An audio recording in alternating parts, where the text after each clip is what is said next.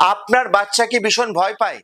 আপনার বাচ্চা কি পড়তে বসে মনে মনে কিছু কিছু উল্টোপাল্টা বিগড়াচ্ছে বা কথা বলছে? আপনার কি মনে হচ্ছে বা আপনার বাচ্চাকে অনেকে অ্যাবনর্মাল বলছে, বা আপনার মনে হচ্ছে কোনো নেগেটিভ শক্তি ওর উপর ভর করেছে? সামনেই কালী পুজো আসছে, অবশ্যই এই টোটকাটা করুন।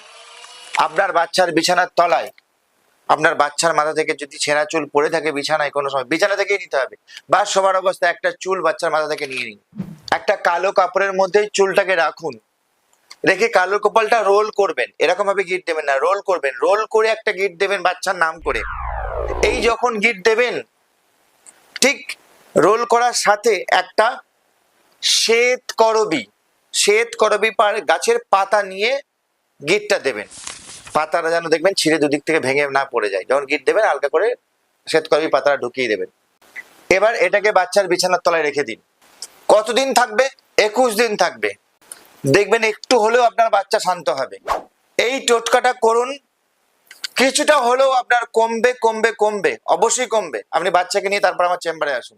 এগুলোকে ফেলে রাখবেন না, তাহলে অবশ্যই কিন্তু নিচে দেওয়া নাম্বারে যোগাযোগ করবেন।